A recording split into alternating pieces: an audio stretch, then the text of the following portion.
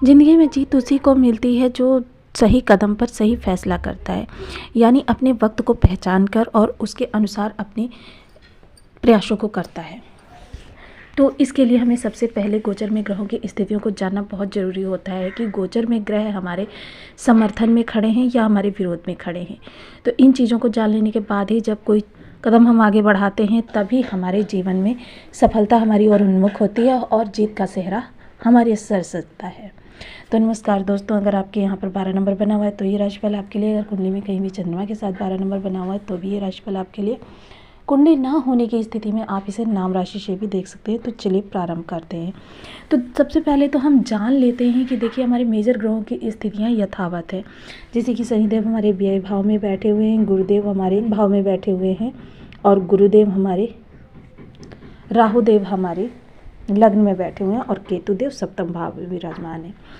तो ये वो मेजर प्लैनेट्स हैं जो ज़्यादा लंबे समय तक एक ही स्थान पर रहकर हमारे जीवन को ज़्यादा लंबे समय तक प्रभावित करते रहते हैं। अब इनके सामने से, इनके साथ में या इनकी दृष्टियों से इन पर दृष्टि डालकर कुछ अन्य ग्रह भी गोचर करते रहते हैं। वो राजयोग या दुर्योग का निर्माण करते रहते हैं। तो यहाँ पर इस समय 4 मेजर ग्रहों का परिवर्तन होने वाला है। सबसे पहले देखिए 1 तारीख को बुधदेव यहाँ से यहाँ गोचर करने वाले हैं। तो बुधदेव जब यहाँ पर गोचर करेंगे तो यहाँ पर कौन सा योग बनेगा? बुधादित्य योग।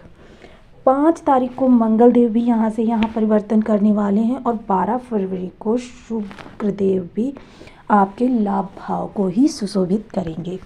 अब 4 ग्रहों का चतुर्ग्रही योग जब यह बनेगा और आपके कहाँ पर बना हुआ है?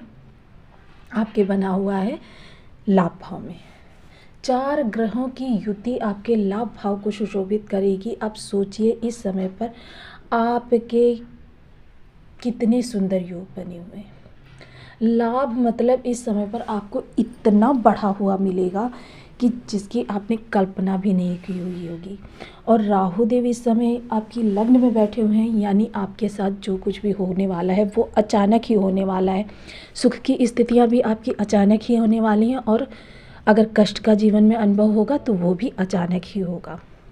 बहुत सुंदर संयोग बना हुआ है। अब देखिए सबसे पहले तो हम बात करते हैं बुधदेव की। बुधदेव कहाँ के? आपके स्वामी हैं, आपके दाम्पत्य जीवन के और आपके सुख भाव के।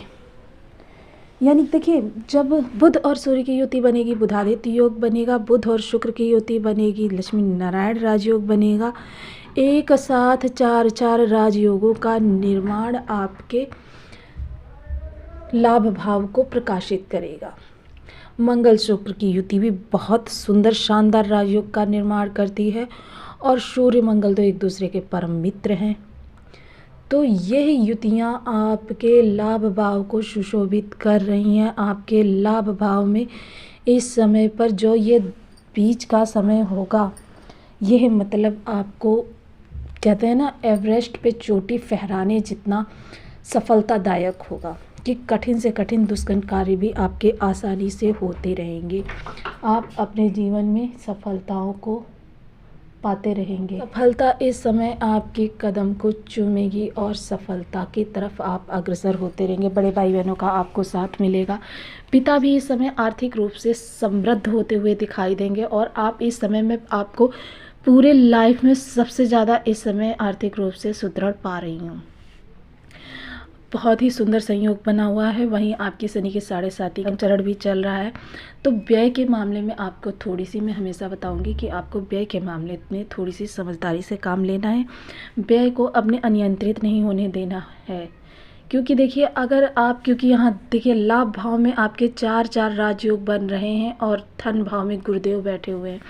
धन भाव को गुरुदेव सुशोभित कर रहे हैं। अगर आपने इस समय धन पर नियंत्रण नहीं किया तो आपके शनिदेव सभी कुछ व्यय से निकालते रहेंगे, यानी जितना आएगा उससे उतना आपका व्यय होता रहेगा।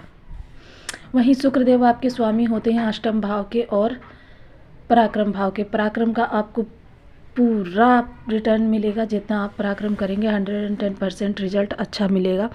पराक्रम में आपके कोई कमी नहीं है, लेकिन आपको पराक्रम करने से पहले एक बार सेकेंड ओपिनियन ज़रूर ले लेना है कि आपको किस दिशा में पराक्रम करना है। लेकिन पराक्रम आपको एक ही दिशा में करना है। देखिए आपको डरना बिल्कुल नहीं है।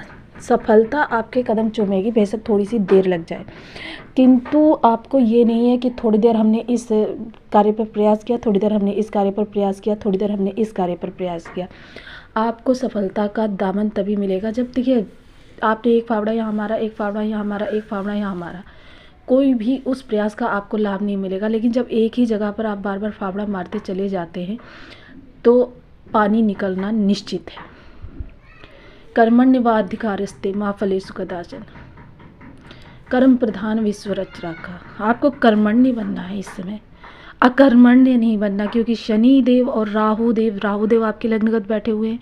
राहु देव अगर जरा भी बिगड़ते हैं ना, व्यक्ति को परम आलसी बना देते हैं। तो आपको प्रयास करते रहना है, प्रयास करने हैं, एक ही दिशा में करने हैं, बेशक थोड़ी देर हो जाए लेकिन आपको सफलता ज़रूर मिलेगी। थोड़ा सा इस समय चीनी से आप परहेज करके चलें। अब देखिए, लाभ भाव से ये सभी लोग प्रकाशित करेंगे, जितने भी ग्रह बैठे हुए हैं, आपके ज्ञान भाव को। तो ज्ञान तो वैसे भी आपका इस समय पर बढ़ा चढ़ा रहेगा, ज्ञान का आपका लोहा सभी लोग मानेंगे, ज्ञान आपका चहुँ दिशा फैलेगा। आपके अगर लव रिलेशन में आप हैं तो अपने साथी के साथ आपके बहुत अच्छे संबंध होंगे। थोड़ा सा गुस्से से बच कर रहें, क्योंकि गुस्सा आपके अंदर भी देखा जाएगा और आपके पार्टनर के अंदर भी देखा जाएगा, तो इस चीज़ से बच कर रहें। वैसे आप अपने साथी को मनाने के लिए अच्छे अच्छे गिफ्ट भी देंगे, बहुत महंगे महंगे गिफ्ट देंगे, क्योंकि इस समय शुक्रदेव प्रभावकारी हैं और शुक्र का धन हमेशा वैभवशाली होता है, कि मतलब अथाह ख़त्म करते रहो। अगर आप स्टूडेंट हैं तो इस समय आपका पढ़ाई में मन लगेगा, आपके स्कूल से कोई अवार्ड भी मिल सकता है, आपको स्कूल से प्रशंसा या सराहनीय कार्य आप स्कूल के लिए कर सकते हैं। आपके माता पिता भी इस समय गौरवान्वित महसूस करेंगे। और अगर आप मीन राशि के पेरेंट्स हैं तो आपको संतान की तरफ से गौरव का अनुभव होगा। सूर्यदेव आपके षष्ठ भाव के स्वामी हैं। अगर इस समय पर कोई आप कंपटीशन तो देखिए, मैं मानती हूँ कि हर क्षेत्र में होती है, चाहे आप नौकरी पेशा व्यक्ति हो या व्यापार में वर्क करते हो, आप किसी भी फील्ड में हो, आपको कंपटीशन तो मिलनी ही मिलनी है। ऐसी स्थिति में आपको देखिए सफलता मिलेगी, आपका कार्य प्रोग्रेस पर होगा, आप अपने विरोधियों को परास्त कर विजय का ध्वज अपने सर पर फहराएंगे। तो इस समय पर आपको जो है थोड़ा सा अपने यह जो समय होगा ये बहुत सुखद होगा। मैंने जैसा एक बार पहले भी आपको बताया था, इसी समय के बारे में बताया था कि ये जो समय होगा आपका, ये वो समय होगा जिसके बारे में आने वाले भविष्य में आप अपने साथियों को और अपने बच्चों को इस समय के बारे में बताया करेंगे। लेकिन सबसे पहले तो देखिए, जिन लोगों के मन में भी निगेटिव भावना है या निगेटिव कमेंट करते हैं, उन लोगों को ये मैं बता दूं कि हर किसी की कुंडली में ग्रह जो होते हैं शुभ भाव से नहीं बैठे होते। अगर आपकी कुंडली में ग्रहों की स्थिति खराब है तो निश्चित ही आपको इसका परिणाम जो है कुछ कष्टकारक देखने के लिए मिलेगा। सबसे पहले तो क्या होता है, देखिए, मैं हमेशा बताती रहती हूँ कि जो जन्म के समय से हमारे शरीर के चारों ओर एक ऑरा व्याप्त हो गया है, ऑरा मंडल बन गया है, उस ऑरा मंडल में जो ऊर्जाएं हैं उन ऊर्जाओं को हमें पॉजिटिव बनाना होता है। उपाय हम सिर्फ इसीलिए करते हैं कि हमारे वो जो ऑरा में व्याप्त ऊर्जाएं हैं वो ऊर्जाएं पॉजिटिव हो जाएं और बाहर से जो किरणें आ रही हैं उनको पॉजिटिव ही एब्जॉर्व करें। देखिए, अगर हमारे जो ऑरा में हैं किरणें हैं, जो तरंगे हैं, वो तरंगे निगेटिव होती हैं तो बाहर से ब्रह्मांड से आने वाली तरंगों को भी नेगेटिव वे में ही ऑब्जॉर्व करती हैं। तो इसलिए हमें उपाय करते रहना चाहिए। तो सूर्य के लिए तो अगर मैं हमेशा ही बताऊंगी आपको कि आप लोग हमेशा जो है सूर्य को अर्घ दें। रविवार का व्रत भी कर सकते हैं। शुक्र के लिए आप क्या कर सकते हैं, आप शुक्र के लिए इत्र जो है अपने अंगूठे के नीचे वाले पाम के हिस्से पर ज़रूर लगाएं सोते वक्त। और इसकी बुध देव के लिए हरी सब्जियां प्रत्येक बुधवार को मंदिर में दान करें या गौ को खिलाएं। और मंगल देव के लिए मंगलवार को हनुमान जी को चोला चढ़ाएं, बजरंग बाण का पाठ करें, हनुमान चालीसा का भी आप पाठ कर सकते हैं।